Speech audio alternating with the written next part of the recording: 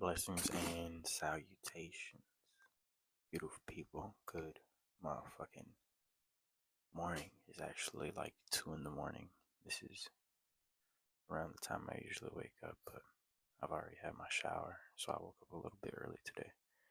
I've already had my shower, and this is a little bit before my first prayer alarm usually goes off because I went to sleep very early yesterday. So here's the issue. I am the Holy Prophet Ahmed. I am the Prophet of Islam. I have been aware of myself for around 6 years now, maybe 7, journeying, and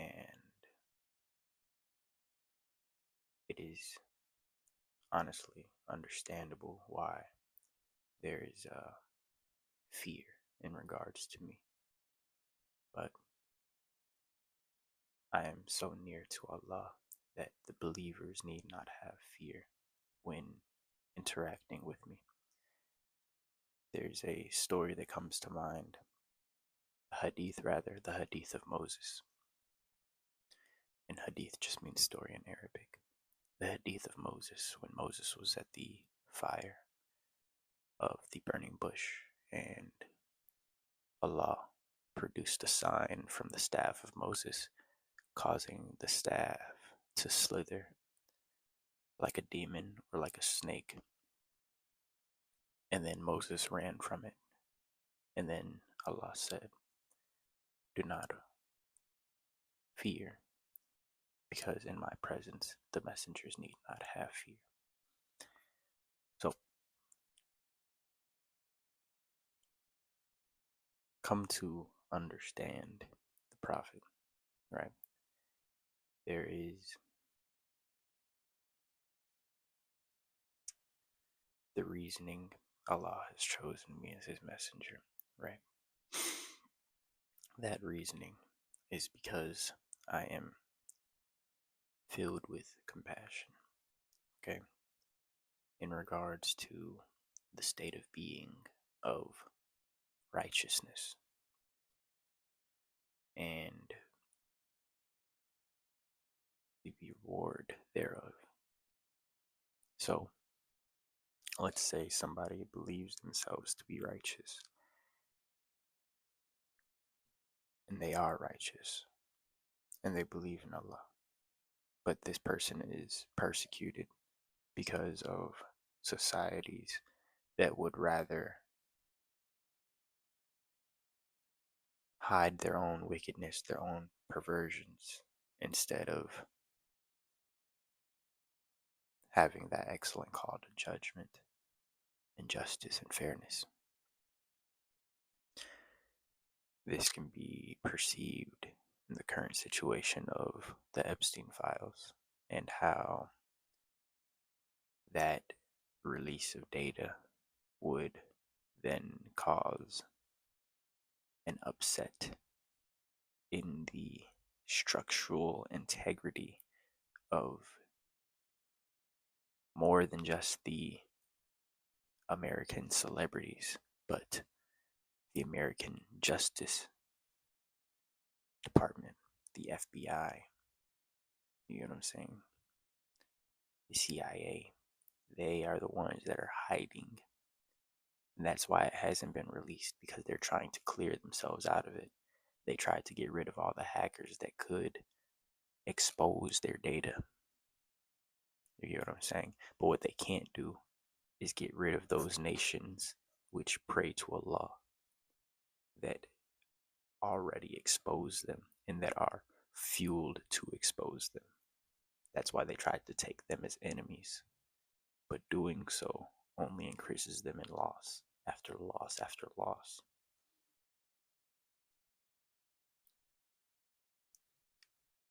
To the point where they start wars and then try to peacemake their own wars whilst using the integrity of soldiers and manpower to their advantage whereas those soldiers are often mindless of the crimes that their government, or that their nation, I should say, is committing.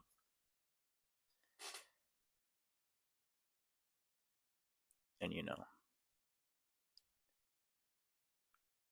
but let's get back on track to me. I am the Prophet Muhammad. The reason I am, right? I often look at people in these weak states, these depressive states, even if it's financially depressive, or it's physically depressive, or it's mentally depressive. I look at people in all these states and I tell them, hey, yo, you don't have to go through that alone.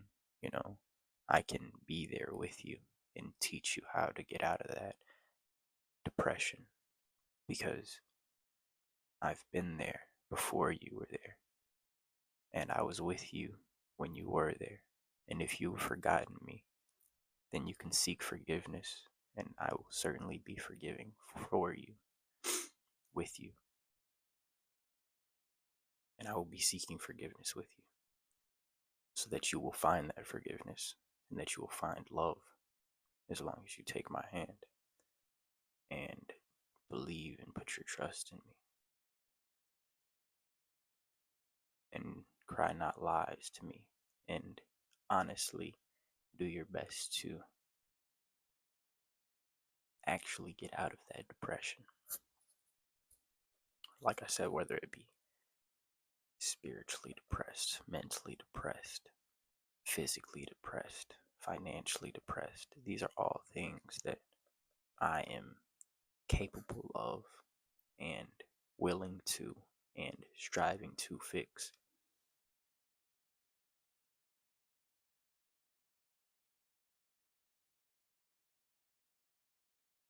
However, at the same time, there are people amongst you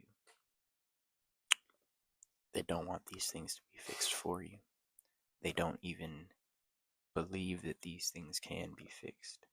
They believe that what they are given is what they are given, and if they luck up, then they're happy they're with, and if they fall short, then they're wroth, and then they start praying type things. You get what I'm saying? Whereas I am almost opposite of that. I've given everything.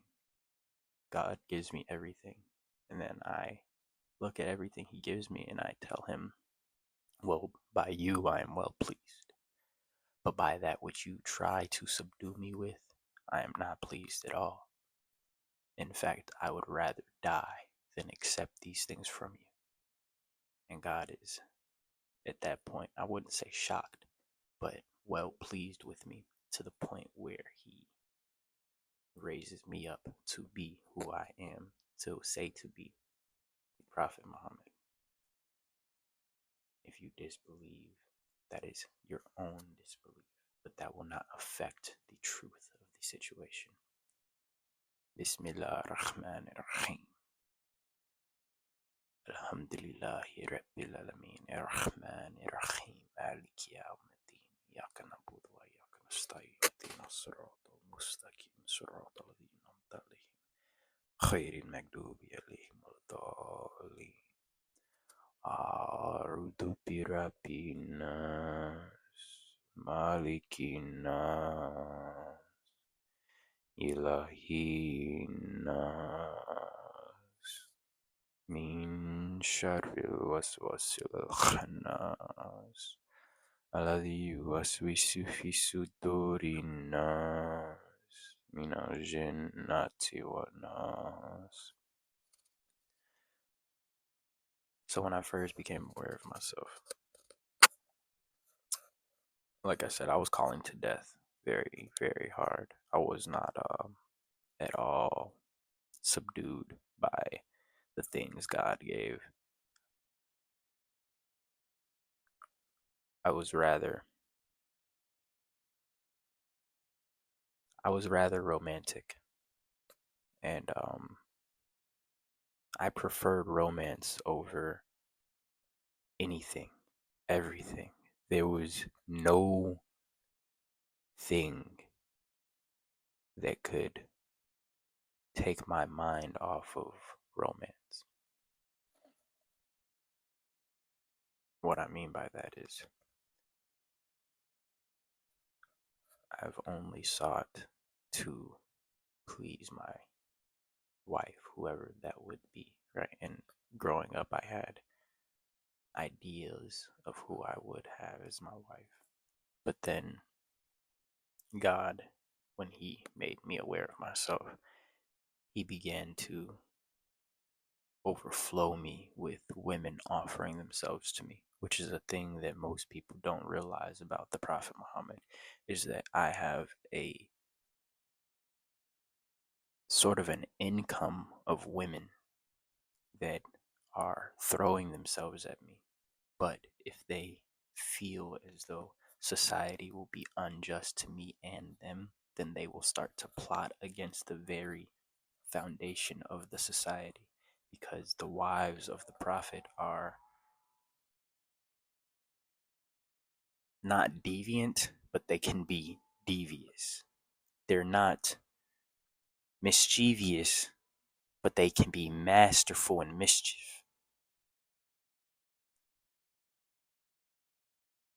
They are almost complete guardians of the sanity of the Prophet. Whereas, keyword almost, right? They are almost that. But we leave room for Allah subhanahu wa ta'ala, our Lord, because He will reunite us. And He is the complete protector.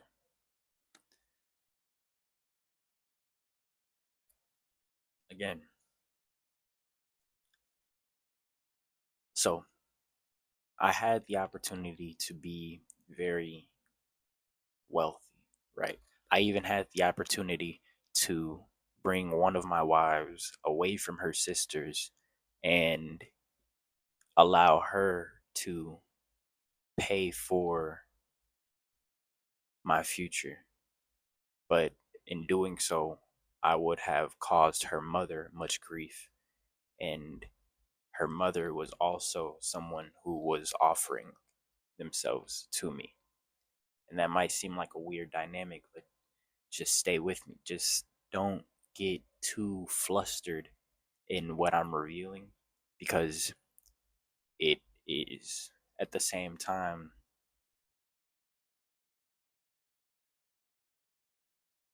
it's nothing to be flustered about. It is just the truth of the situation. I didn't want to cause her mother grief. Her mother respected me as a Muslim man, and she would fight her daughter for me when her daughter would get out of hand. But like I said, her daughter was one of those women of mine who would rather plot against the foundation of society instead of letting me feel like I was fighting it alone in a certain sense. So she would do a lot of tactics and techniques and make sure that I understood them whilst nobody else could. But as I'm saying, I turned down much wealth, right? Now I've had my portions where I do my best to obtain wealth, you get what I'm saying? Because it's not like I'm just trying to stay poor on purpose, you get what I'm saying? It is more so, I tell that, like, I'll take that same girl, for example, the same wife of mine. I told her, whilst she was acting in such an aggressive behavior, even though she could be justified, it was that she was mixing a good deed with a bad deed and just seeking forgiveness for herself. She didn't really care that she was like that she knew that it could be better if she was just She knew, like, she was wisdom incarnate. Like, she was women, wisdom of woman incarnate. So it was difficult for her to take advice from me instead of just doing what she's hearing ourself tell her, because we're already in agreement about what she's doing, that she's not wrong, right? But it was more so that she didn't know how to come down off of that high and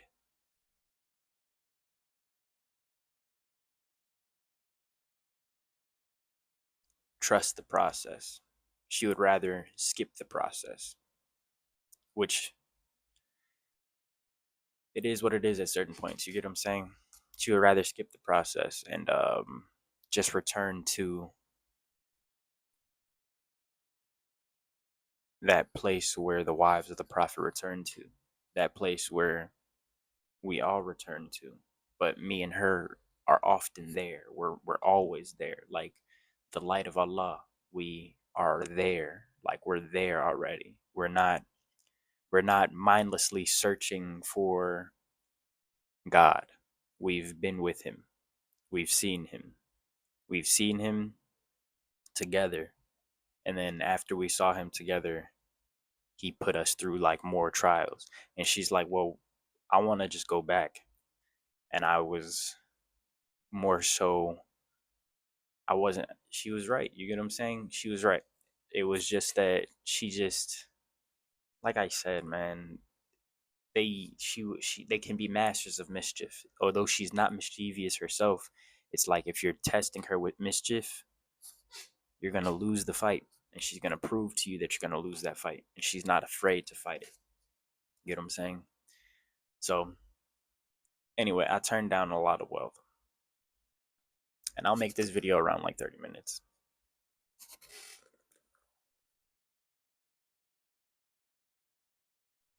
Just so that I could be in the situation where I am struggling with people.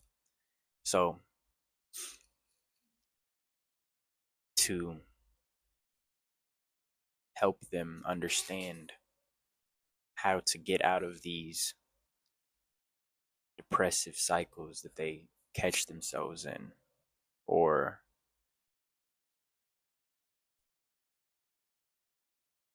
even how to find themselves useful instead of just being a person that is used by the machine doing things that you hate, but yet you're complacent therewith because you are provided for in a sense. I'll use like Amazon workers for an example. Like some people work for Amazon, you get what I'm saying? And they just work and they work and they work and then they get paid. You know what I'm saying? Nice paycheck and they spend.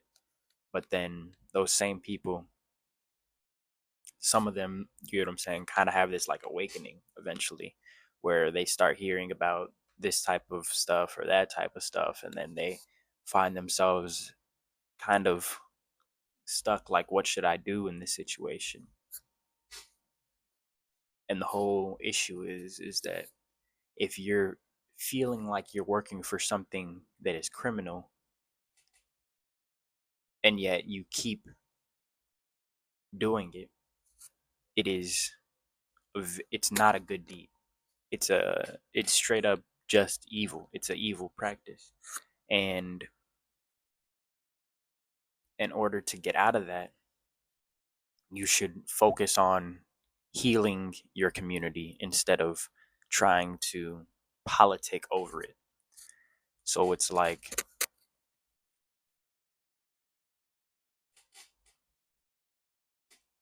it's really just way too much drama in a sense. It's too much drama for most people to handle. So that's why they, scroll on their phones indefinitely. And they never really find themselves getting out of that cycle in order to reach to their goals. or they make their goals something that they find that is easily tangible and they are content therewith, whether it be like getting kids, getting married, and settling down with somebody that they love or they think they love. And I say think they love because divorce rates are skyrocketing. So, and yeah, having a kid, that's easy. That's something easily tangible. Somebody somebody could do it. It's way too easy to do. You get what I mean? It's way too easy. Especially for females, it's way too easy. You could just have a kid. It's something that is so easily tangible that it is only a trial for you. It's not something that is real. It's not the reality of the situations. And I know that that might be a tough cross to pick up. It might be a tough pill to swallow, a tough cross to pick up, honestly. But it is the truth of the situation. It is the truth. Your children are only a trial for you. They're not the reality of the situation. You don't give birth to God. You don't. But you have to return to God. So it is. And I've always known this, though. I've always known that I had to return to God. That was the whole issue.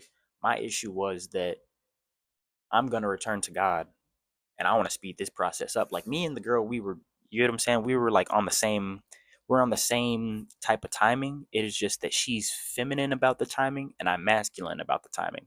So what I mean by that is like we're both calling to death, right? We both want to die.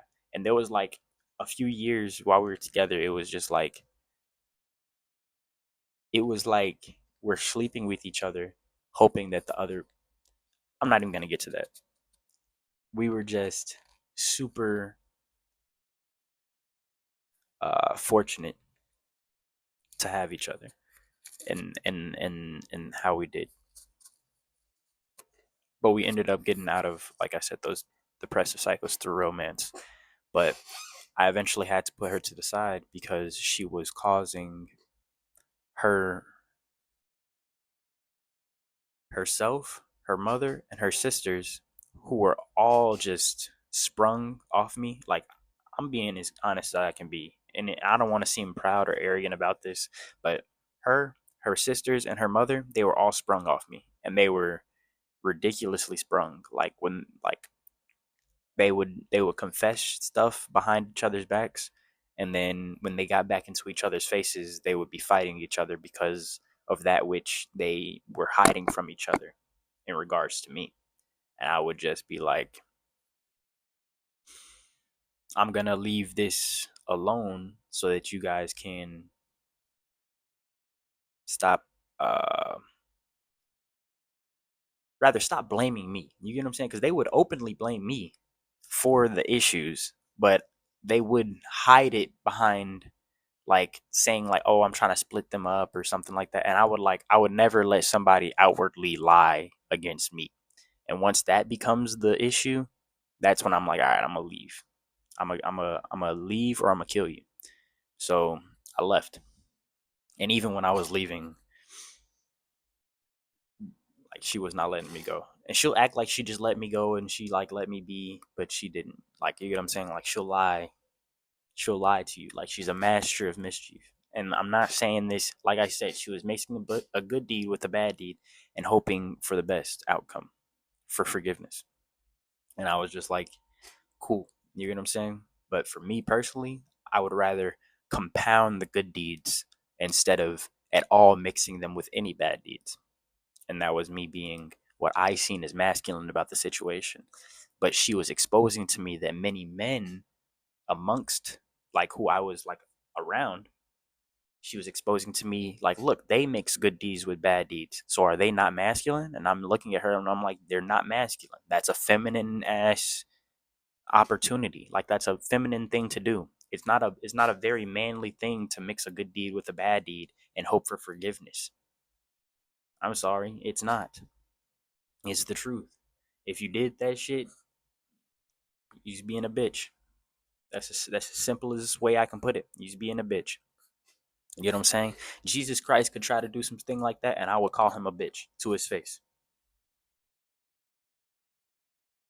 and I would, and honestly, he would come to me and he would say, "You were patient with me. I apologize." He would do that. That like you guys probably think, "Oh man, he called Jesus a bitch," like blah blah blah blah blah. Like no, like me and him are. Hold on.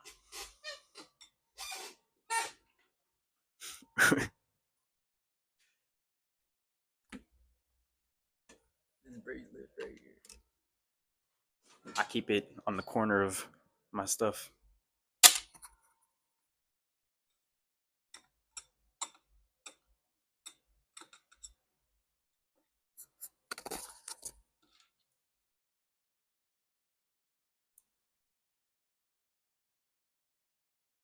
So it's like I'm not disrespecting him. I'm just correcting him. And that's the issue is that Jesus Christ does come to me for correction a lot of the time. He comes to me for correction. Like sort of like jail, like a correctional facility. He'll come to me so that he can be correctly facilitated before he goes to Allah subhanahu wa ta'ala to be reunited with who he wants to be reunited with. Because otherwise, he'll just be spewing nonsense that he hears from other people because he's just saying what he heard and what comes to mind after hearing what he heard. And that's an issue. But he doesn't often mix good deeds with bad deeds. Jesus is not bitch. He's not a bitch. He's not a bitch made ass motherfucker. He doesn't mix good deeds with bad deeds. He did it like once. And I was like, bro, you're tripping. You're bitching. You're bitching out like a female dog. Like not like a derogatory thing. Like you should live a life as a dog, as a female pit bull, and then figure out why that's even a thing that's allowed forgiveness for. And then he's seen that through the eyes of the pit bull that was like being abused by its owner and like used to fight other dogs and stuff like that. And then he came to the realization of like, oh, that's what you mean. But it's not like a whatever. It's not a hateful thing.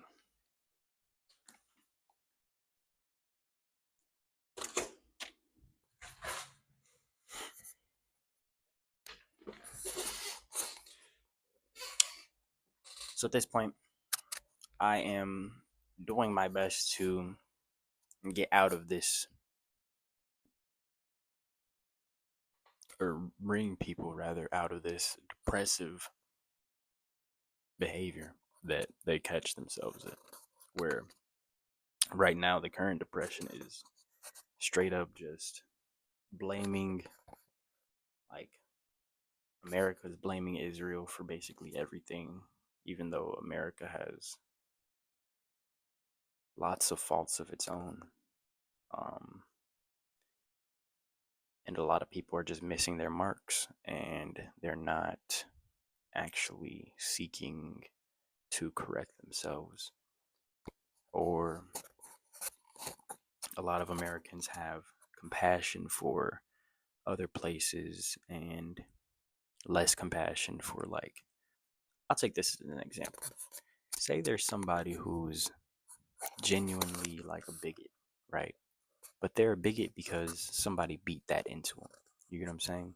Like society for years beat that into them for like 20 years, and they're just a bigot. You know what I'm saying?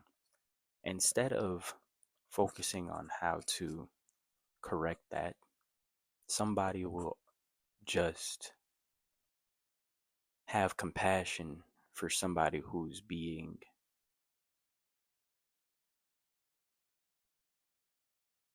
killed.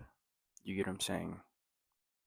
Even though if society beat bigotry into that person too would be a bigot.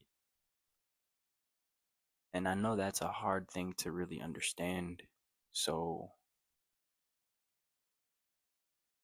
I'm not going to really stay on that subject. And I'm not making excuses for bigots. Like, fuck them. But it's like at a certain point, you have to have compassion for all of them in order to understand how to use your compassion as the superpower that it is. Up until then, you will find yourself doomed, cursed, and lowly, not having any power to change what you want to change.